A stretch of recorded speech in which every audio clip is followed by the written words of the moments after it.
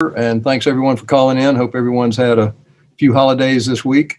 And we'll ask Coach Smart for just a brief opening remark, and then we'll take a few questions. Coach?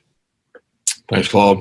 Reiterate what Claude said. Hope everybody had wonderful holidays, chance to share some time with the family. Obviously, during the pandemic, it's been tough, and it's great to get some quality time. And I know our players have enjoyed getting to be around their families, the guys that were able to, and getting a little bit of break from football, at least for 2 to 3 days. And we're back getting cranked up today, this afternoon, and getting guys COVID tested so we can start back. And that's what we're excited about, moving on to Cincinnati. And we got to work a couple days last week, just really on fundamentals, tried to introduce some things on Cincinnati, but we've got basically a game week left to prepare for these guys, in which we'll start tomorrow and do pretty much a Monday, Tuesday, Wednesday, Thursday, Friday.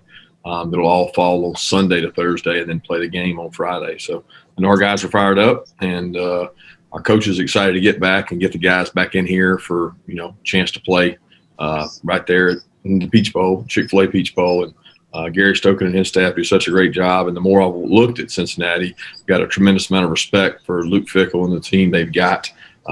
He's done a tremendous job there, and they're probably the most balanced in terms of being really good offensively, top 20, really good defensively, top 20, and then special teams the same way.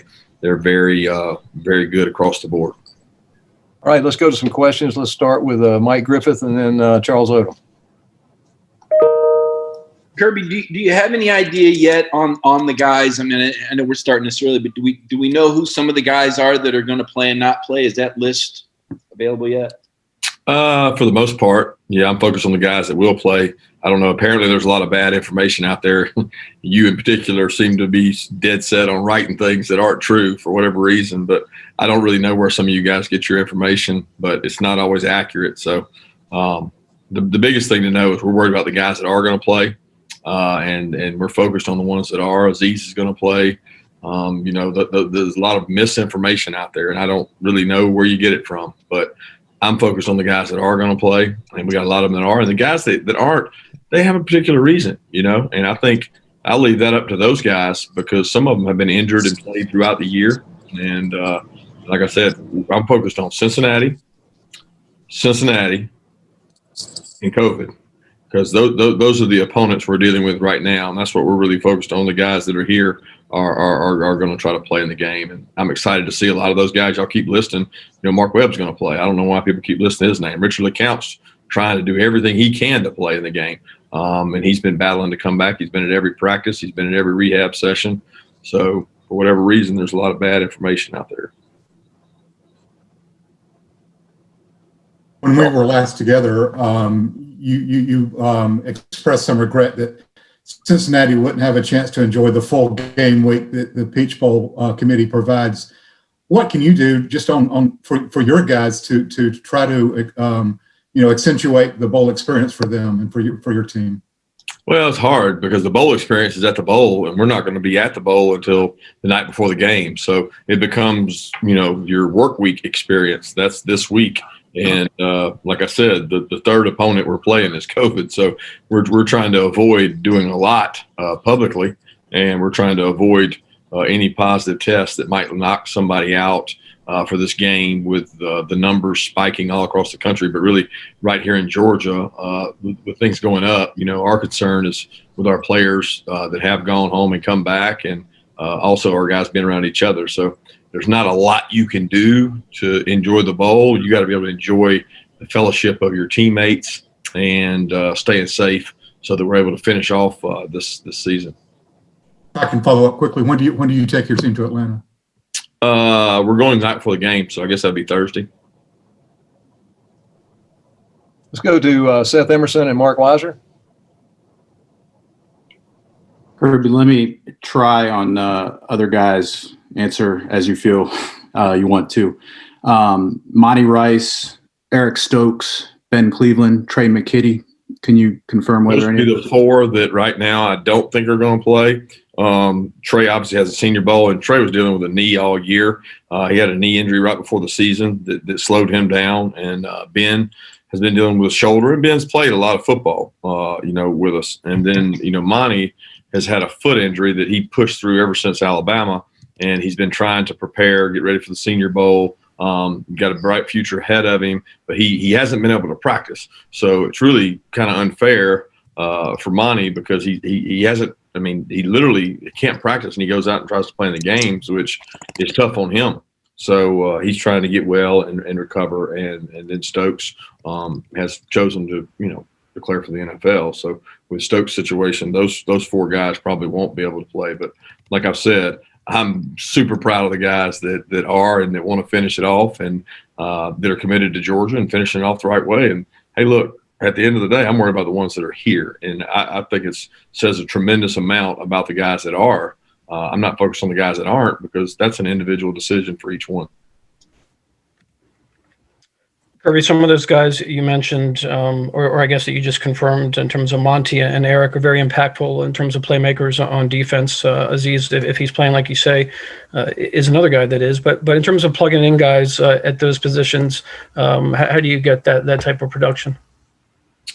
Well, I mean, they got scholarships, right? Like Monty has not been in every play of the year. I mean, he's had to rotate quite a bit this year. I don't know if you noticed, but Quay and N'Kobe have played a large amount. I mean, probably there's 2 or 3 games that Monty just went in to spell them because he was doing all he could to help the team and wasn't able to go full speed. So Channing's played more. N'Kobe, Quay, Ryan Davis, Nate McBride. All those guys have gotten more opportunities, and they'll continue to.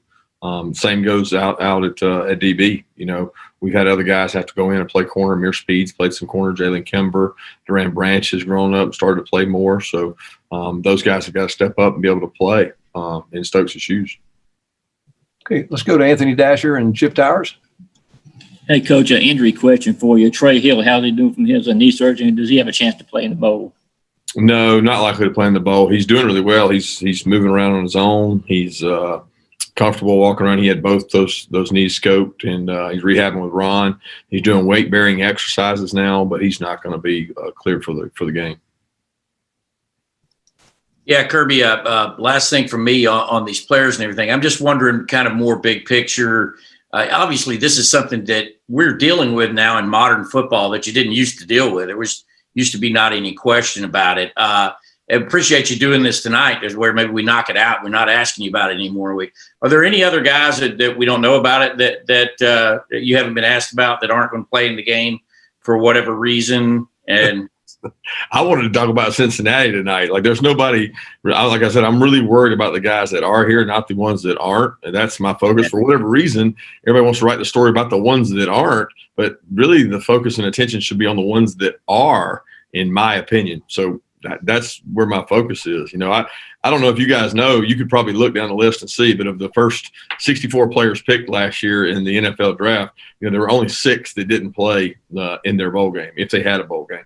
But there's only 6 that didn't. So it's not necessarily the modern thing or the trend to do that. I think people make it out to be that way, but that's not actually true. A lot more played than didn't play, and it'll be the same way this year. Hey, let's go to Dean Legge and Jake Rowe.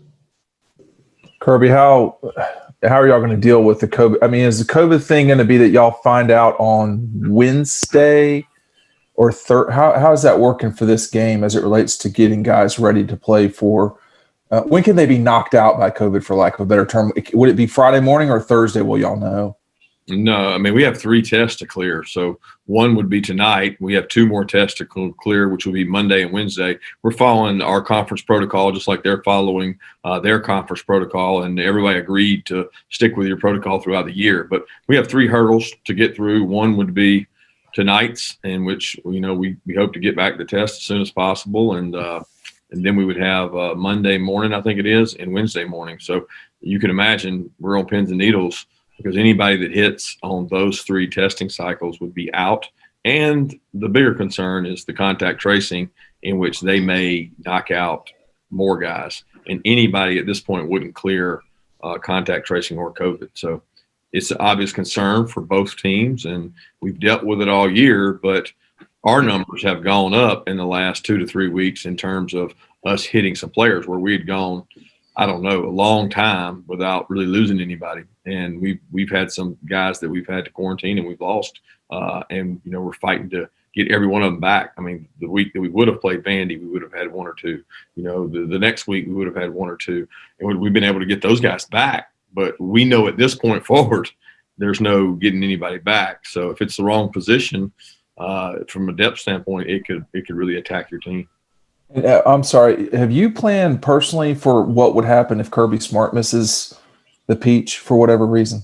Yeah, we have protocol in place, and every time I test, it's a concern of mine, and I'm not going to share that exact plan because it hadn't had to come to fruition. But we've been through it and talked about it, and have things available for Skype meetings, Zoom meetings, to sit in team meetings, to be at practice by way of Zoom meetings, have someone in charge of game day decisions, and pretty much everybody in the country has that now.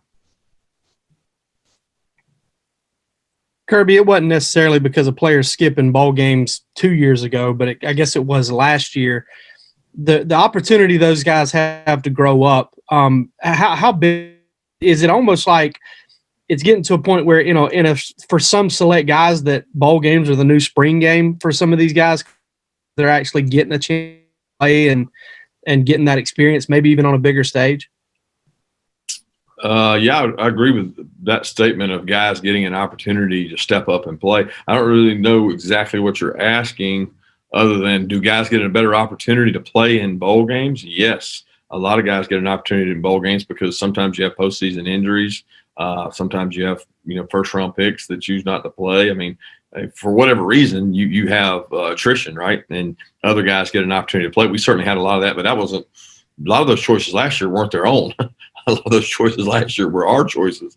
So we had 2 first rounders that chose not to play, but we had some other guys that couldn't play. Let's go to Brandon Sudge and then Jillian from the Red and Black. Hey, Kirby, so a big picture, in terms of the bowl game, what do you feel like some of the biggest takeaways y'all can have as a program? Is it more of looking towards the future, saying this is what the team has for 2021, or what do you feel like the magnitude is in a bowl game and when you're able to win it, I suppose, like you did against Baylor last year? Yeah, I think everybody tries to spin the bowl game as building momentum, and that's great. It 100% is an opportunity to build momentum. Everybody wants to talk about 2021 anyway. That's all a lot of teams want to talk about. Once you're not in the Final Four and you're not in the playoffs, I mean, that's what people are going to talk about. They're going to talk about the next season. They're going to gloom or doom. It's going to be way up here if you win, and it's going to be way down here if you lose. And the truth, as I always say, resides somewhere in the middle. And that's not going to necessarily change for us. What I want to do is play good, sound football. I want our seniors that are in this game to go out on top. I want the guys that have dedicated, 5 and sometimes 4 years to our program, some cases 3 years to our program. I want them to go out on top because they have worked so hard to do that. So it's an opportunity. It's a reward for our guys to go out and play a top 10 opponent, a team that has not lost a game all year. It's got one of the best programs in the country over the last 3 years. We want to go out and perform well. We want to perform our best. We want to play our best game. So I'm not like auditioning for next year, although some players will get their first significant playing time. But it's really about these seniors and the guys on the team that have given so much and finishing things off the right way. At the end of the day, it's how do you finish things off with something you started. Hey, Kirby, if you've gone back to watch some film on Desmond Ridder, what have you noticed about him and what are your thoughts on containing him? He's a much better runner than you give him credit for. He's long. He covers a lot of ground. He makes the right decision a lot. When you're playing a guy that's played as many games as he has, it's like, he's seen it before. We've been over this before in terms of experienced quarterbacks. Quarterbacks that have a lot of experience don't make mistakes. He pulls the ball when he should pull it. He makes guys miss on the perimeter. He takes off and scrambles for a 50-yard touchdown run. And you can't really account for that as a defense coordinator when you're trying to cover all the weapons they have. And he's just a really, really good football player. Okay, we've got time for one more question. Let's take that from Connor Riley. Hey, Kirby. One, was your favorite Christmas gift you either got or gave this year? And two, how, I know it's truncated practices in a traditional bowl schedule, but how beneficial are those, I guess, extra practices at the end of the year, especially when you look at schools like Tennessee and South Carolina having to opt out of bowl games? How beneficial are those to young players? Well, they're really beneficial when you get the full, I guess, allotment, I would say, like the full gamut of hey, you're going to get 5 practices and then you're going to come back and you're going to practice for the bowl game. Those are really good. We didn't get that this year with the pushback schedule. We kind of got 2 practices in which we worked on Cincinnati a little bit, but we competed and went good on good as well. And then this week it'll be focused on a game week. So we don't get that benefit that we traditionally get. And then for me, gift I got or gave, I guess my wife purchased one of those ring lights. So she thinks I'm going to be at home doing these Zooms with you guys this off season. I told her we were trying to get back to normal, but she's purchased one of these things that I guess glows light and throws at you from the other side. So anything that she can do to maybe help me look better would certainly help. Thanks, Coach Smart. Thanks, everyone, for calling in. Reminder, there's going to be, if you hadn't already got it, a good bit of information coming on some fairly large media availabilities with both teams on Monday and Tuesday.